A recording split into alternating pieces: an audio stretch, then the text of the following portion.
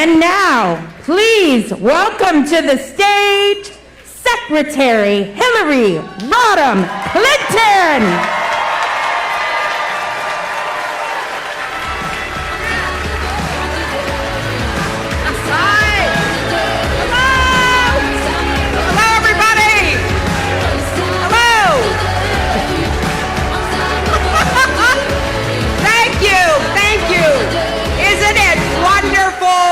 Isn't it wonderful to be back here in person with so many friends and former colleagues and fellow Democrats from every corner of the state? Well, I am delighted to be here with our terrific governor, Kathy Hochul, and our Lieutenant Governor, Brian Benjamin. They have brought new leadership for our state and new hope for our future. And here in this great city, I want to thank our new mayor, Eric Adams, for his hands-on, energetic, no-nonsense leadership. And thanks also to my friends and our senators, Chuck Schumer and Kirsten Gillibrand, our entire congressional delegation, for fighting so hard for New York and making progress despite the obstacles. And let's hear it for our Attorney General, Tish James, our Comptroller, Tom DiNapoli, Speaker, Carl Hastie, and Leader, Andrea Stewart-Cousins, State Chair, Jay Jacobs, and everybody who's working so hard to move New York forward. Because, my friends, we need smart, effective, principled leadership now more than ever. Not only in our state, but also in our country and the world. Just think about it. We have lost 65,000 New Yorkers to the pandemic. That is a lot of grieving families and broken hearts. And our economy, as you know so well, took a real hit. With businesses closing, jobs disappearing, everything costing more than it used to. And yet we are now in the midst of a robust recovery. And we still have work to do, but we are moving forward. But I want us to remember that too many parents and caregivers had to shoulder impossible burdens. How many of you had to be your children's teachers or your grandchildren's teachers? How many of you had to really deal with the stresses that the pandemic caused for so many of us? We've asked an awful lot of our children and our teachers, haven't we? We've asked a lot of our nurses and our doctors and our essential workers who kept our stores open, kept the lights on.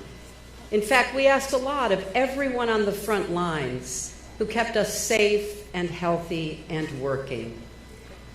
And we have faced these challenges here in New York at a time when our nation is deeply and dangerously divided.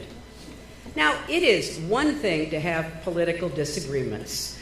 Those are natural and healthy. But it is an entirely different thing altogether to lose a shared sense of truth, facts, and reality itself. And I know many of us hoped that defeating Trump would start to heal our divisions. I certainly did. That maybe, just maybe, the madness would break. But now it should be clear to all of us that the struggle for unity and democracy is far from over. When the Republican Party officially embraces violent insurrection as legitimate political discourse, when storming the Capitol, assaulting police officers, trying to overturn an election are being normalized, we are in uncharted territory. And make no mistake, our adversaries around the world are watching. Republicans are defending coup plotters. They're curbing voting rights at precisely the moment when democracy needs champions, when we should be standing together against autocracies like Russia and China. January 6th last year was a gift to them because they know something we need to remember. America is only as strong as our unity and our democracy allows us to be. That's why New York must be not just the home of the Statue of Liberty, we must be the defenders of liberty. Not just a laboratory of democracy, but a protector of democracy. And we must reject the big lie about the 2020 election and the cover-up of the insurrection of last January 6th. And we can't get distracted, whether it's by the latest culture war nonsense or some new right-wing lie on Fox or Facebook. By the way, they've been coming after me again lately, in case you might have noticed. It's funny, the more trouble Trump gets into, the wilder the charges and conspiracy theories about me seem to get.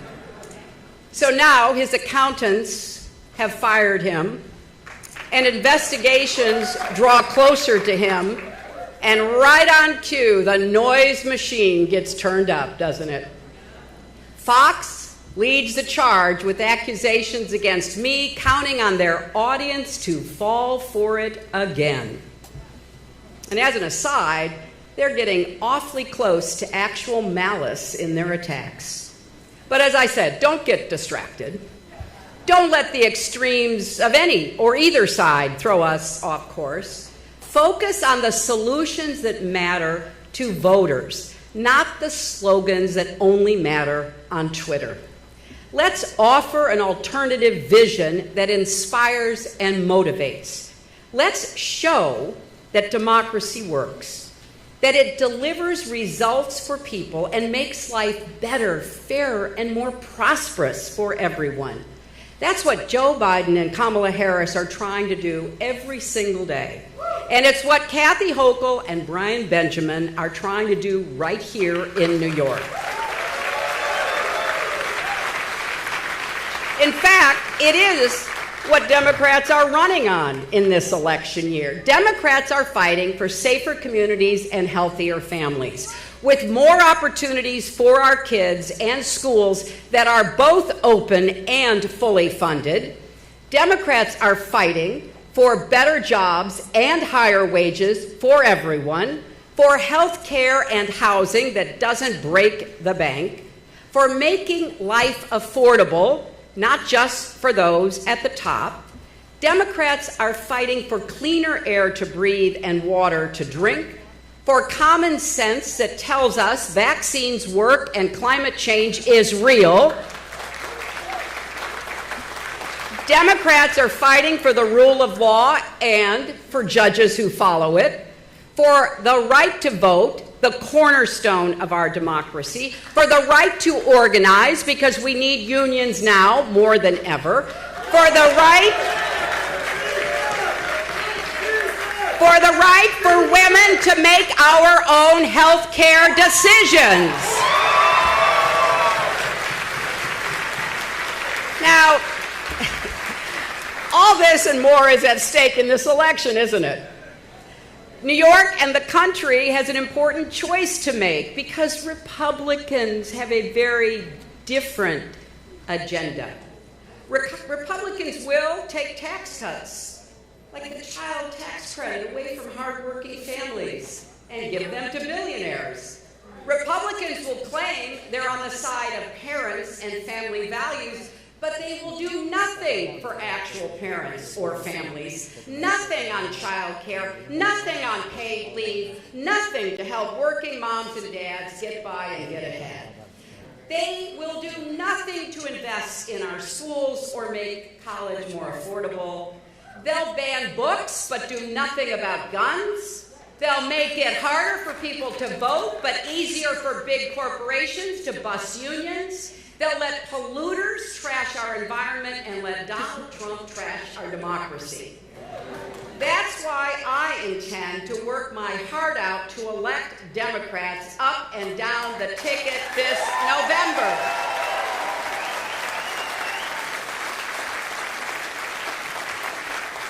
And that is why I am so happy to support Kathy Hochul for a full term as governor of New York.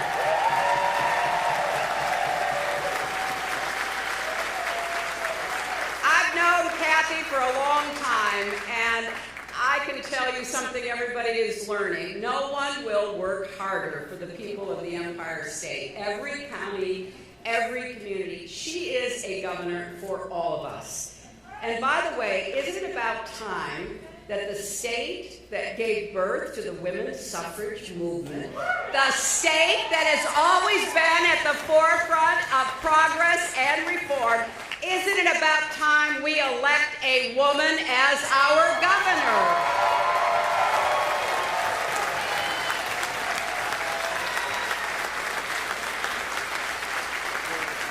You know, it's been 22 years since I stood before this convention, receiving your votes to endorse my candidacy for the Senate.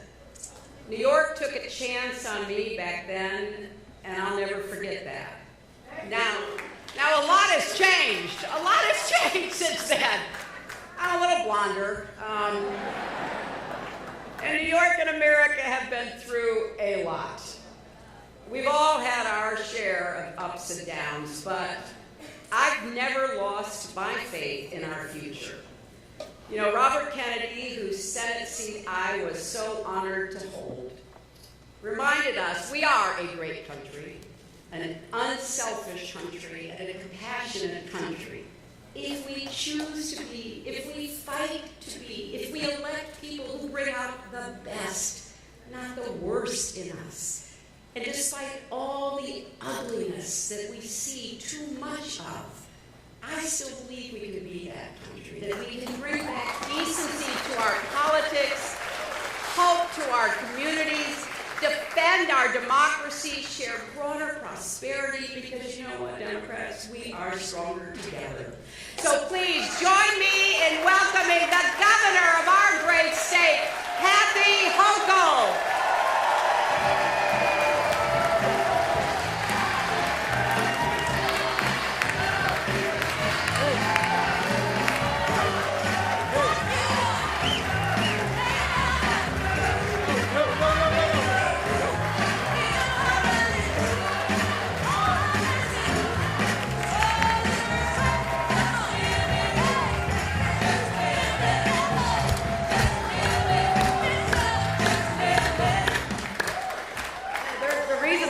The Democratic Party. We love to party, right? Oh, and what a celebration this is. What a celebration of our values, our party, and great leaders like Hillary Clinton. Welcome back, Hillary Clinton. It is so great to see you and to hear your voice of reason. Thank you for that introduction. And since my very early days in local government, I've been so inspired by your strength and your tenacity and your belief in the power of government to do good. You've always inspired me. You and every single elected woman who came before me made historic moments like this possible. And I thank each and every one of you, the heart and soul of the Democratic Party, for giving me the opportunity to serve as the very first female nominee for governor.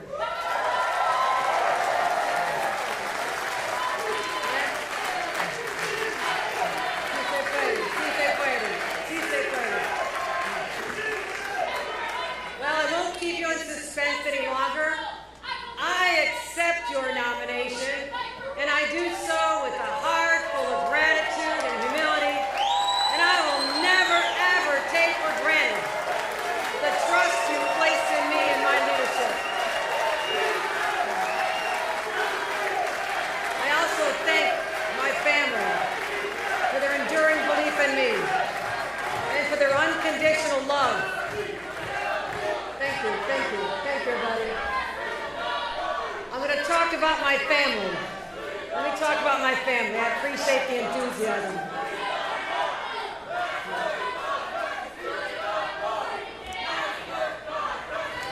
Friends, listen.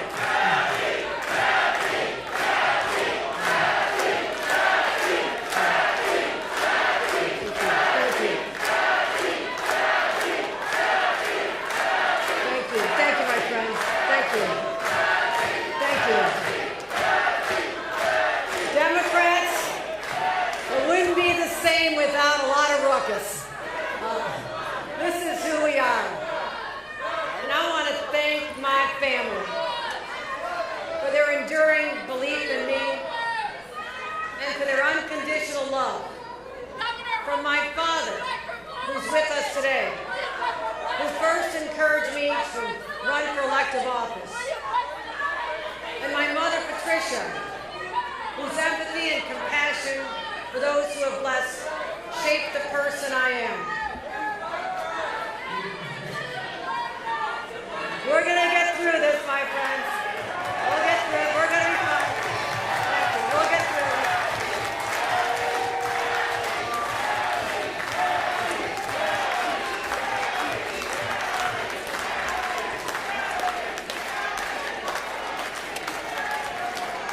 And I'm proud to acknowledge dissent in our party.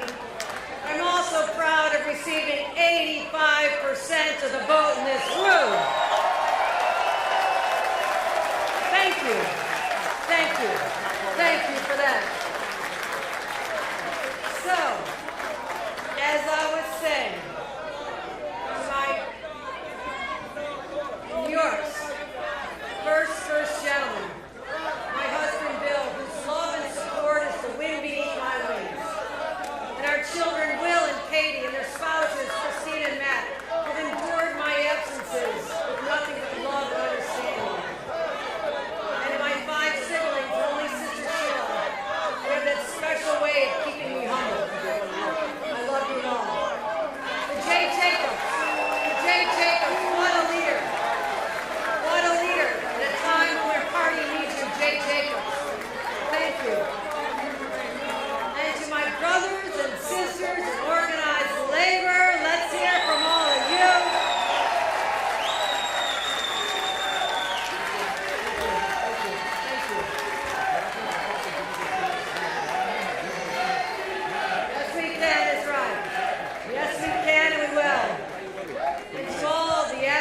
The grassroots and faith leaders and the many elected officials who are here today, who share my commitment to creating a New York filled with optimism and opportunity.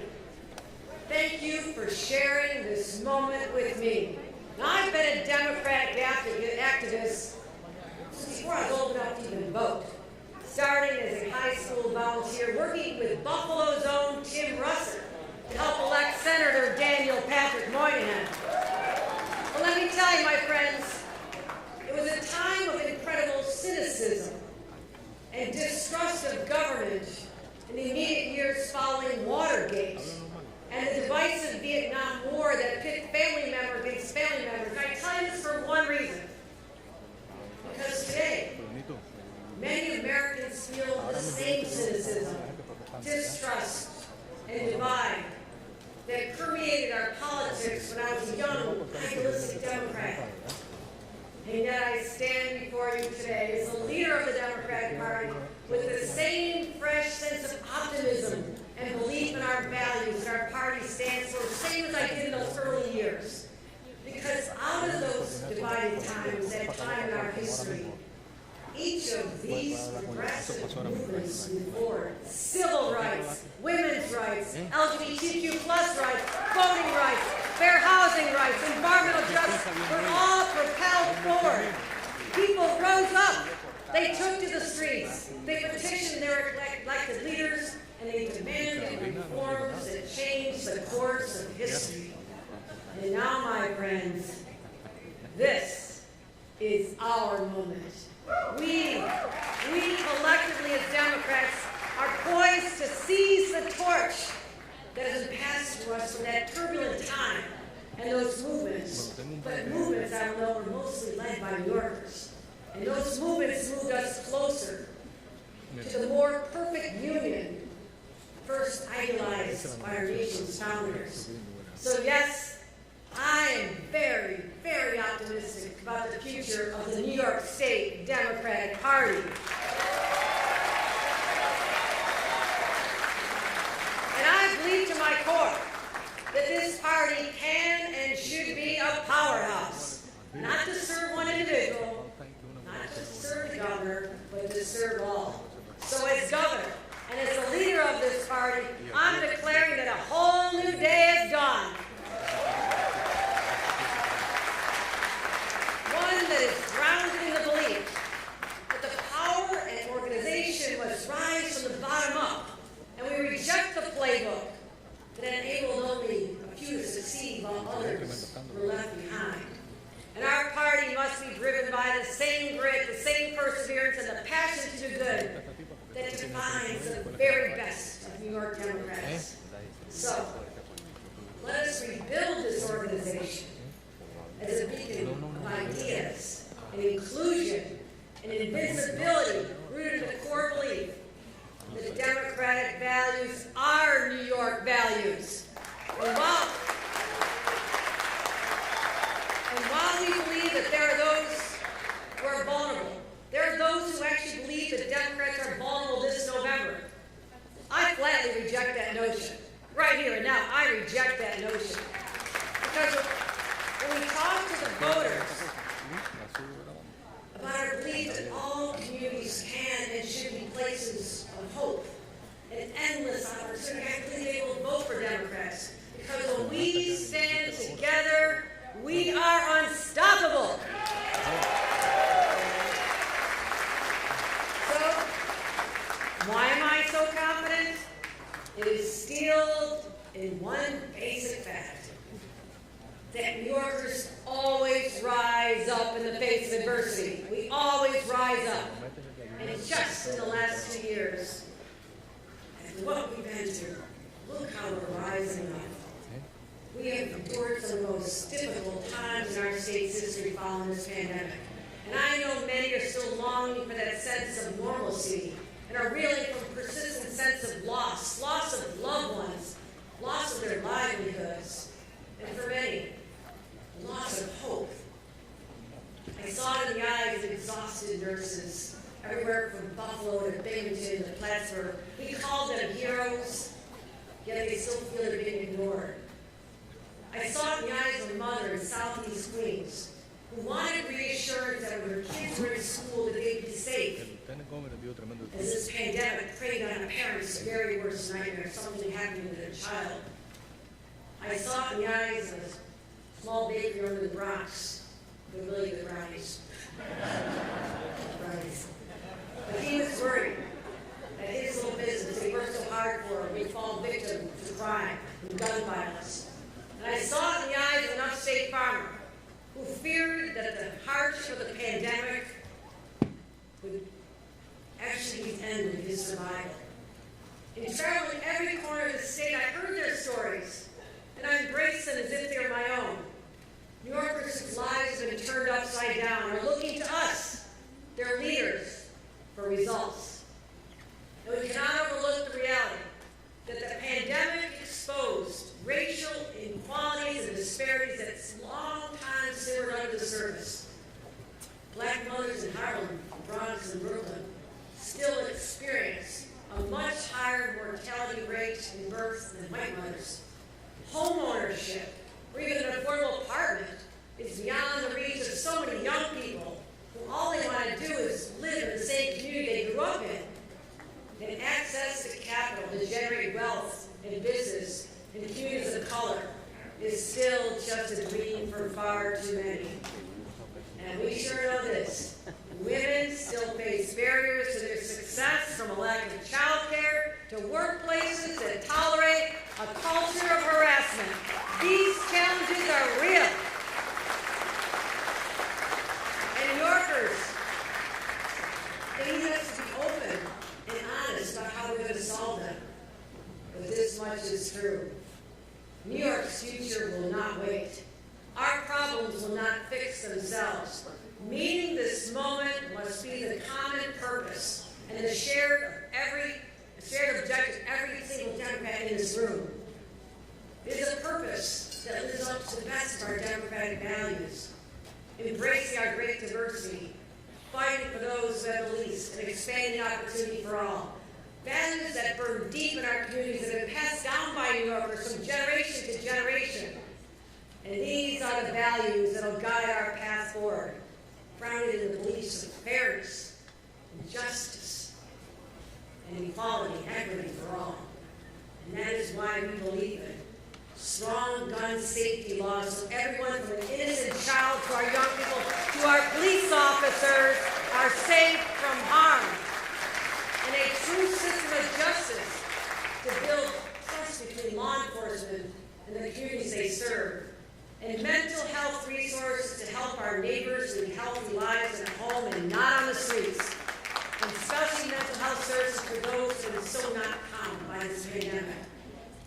We also believe in prosperity that creates a strong middle class, founded in quality education and workforce training programs to lift people out of their preordained destiny determined by their zip code until now.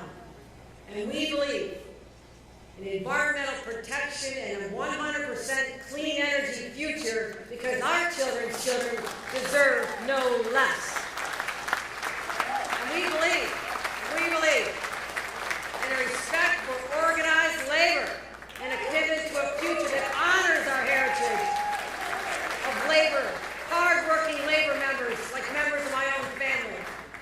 And we believe in the rights and dignity of every single LGBTQ plus member of our family. We believe in rights for them. And we believe in fairness for our undocumented workers and dreamers, just to give them a little peace of mind.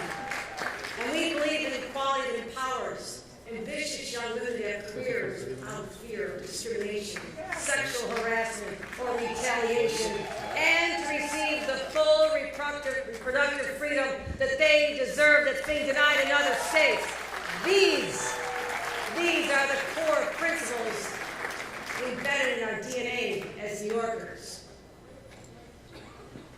Today we come together at a crossroads in New York's history and in our country's history. So much of our country, we heard it from Hillary Clinton, even parts of our state are so divided. People are deeply retreating into their partisan corners, each team wearing their own colors, red and blue, sitting on opposite sides of the field, shouting at each other, shouting over each other. Yet we cannot ignore the fact that while we root for our teams, we share a common bond, the love of the sport. And despite what's happening in our national politics today, we still share a common bond, and that is we are all Americans. And make no mistake, we are competitive. We like a good fight. And that competitive spirit must be harnessed. And not against other Democrats, but against the other side, the Republicans. So here's my playbook for success. I've done this a few times, my friends. Here's my playbook. You run with confidence, but with the tenacity of an underdog. You take nothing for granted, and you fight until the very last second. And to win, we have to demonstrate that Democrats will deliver. And over the last 6 months, by working together, Democrats have made New York a better place to work and to raise a family. And we're taking on the tough fights that matter. We're showing that we listen first, so we act with conviction and fortitude. And we're restoring faith in how government works. And more importantly, who it works for. Moving forward, we will not leave anyone behind. Because New York cannot succeed unless we all succeed. And our work is far from done, And the decisions we make in 2022 and beyond will have an outsized impact on our people and the state for decades to come. So as we start to write a new chapter in our state party history, our values and priorities must remain as true as they have since I was a teenager when I fell in love with this party. The hope and promise that's embodied in this party.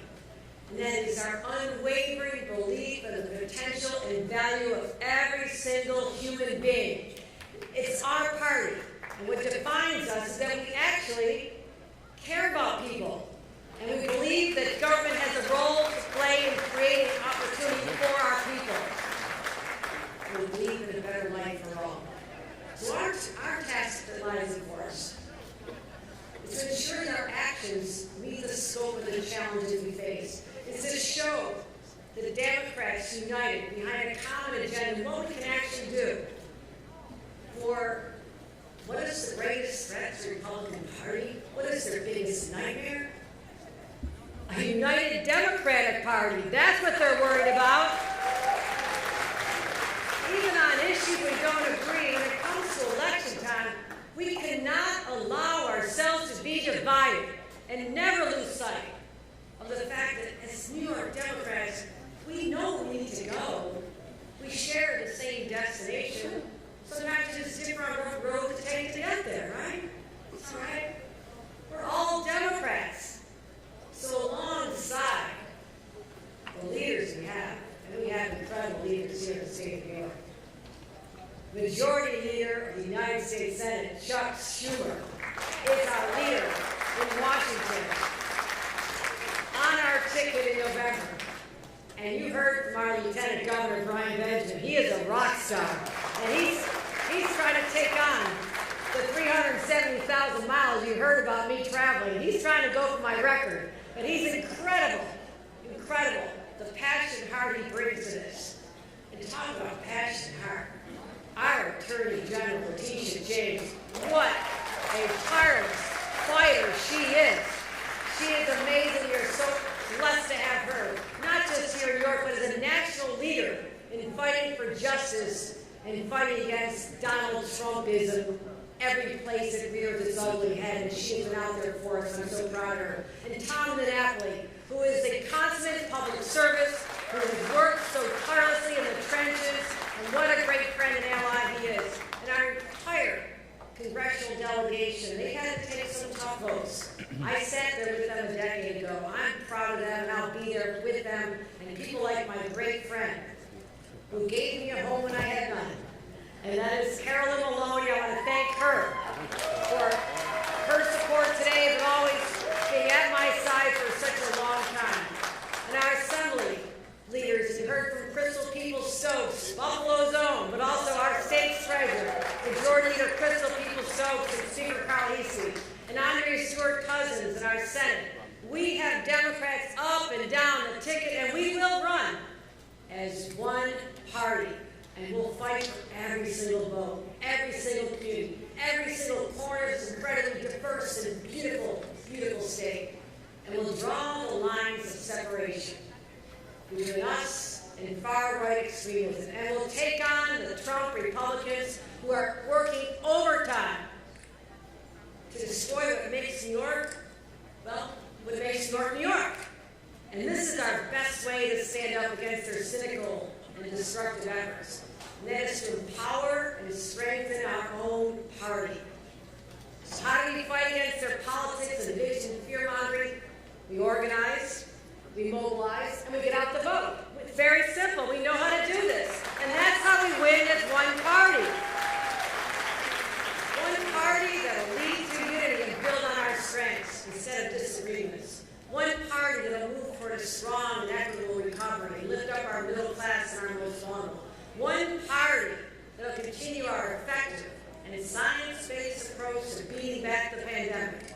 One party that will lead the way toward creating safer communities in our neighborhoods. And through a criminal justice system that lives up to the word, all-important word, justice. And one party that will forever end the divisiveness, the dog whistle, the system for that is too long left behind Black and Brown and Asian and Native American communities. That era is over. And by accepting your nomination, I will lead this party just as I've led this state. 40 and 50. Cleverly, honestly, in lockstep with our values. And as we leave here today, my friends, I think of Teddy Roosevelt's words that I spoke on my very first day in office. The story of the man in the arena who's marred by dust and sweat and blood, in stark contrast to the timid souls who sit on the sidelines. I said for the first time in history, a woman has entered that arena as governor.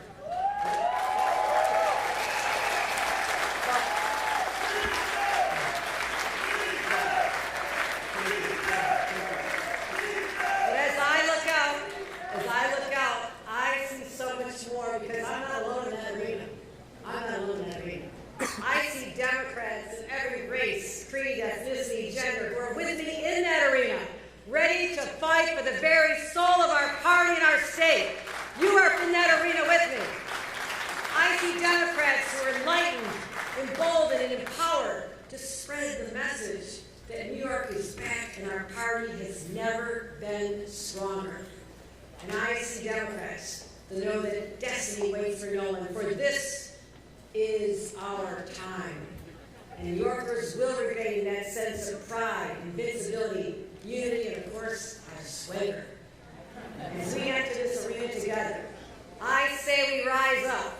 Our brothers and sisters, we rise up for our brothers and sisters in labor, and we will rise up for women, and we will rise up for working families, and we'll rise up for the LGBTQ community. We'll rise up for Black, Brown, Asian, and Native American communities. We'll rise up for New Yorkers, from Buffalo to Brooklyn. We'll rise up for upstate and downstate. Rise up! We will rise up!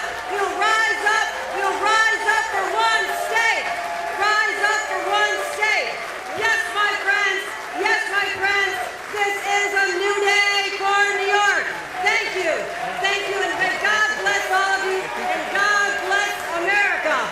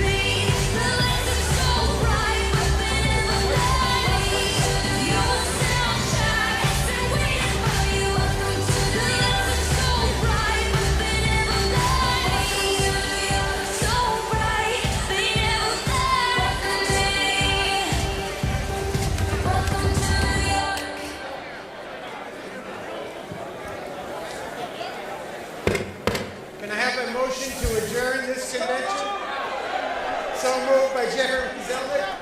Second. Make sure you turn in your clickers, please. We need them for the next time. Can I have a second?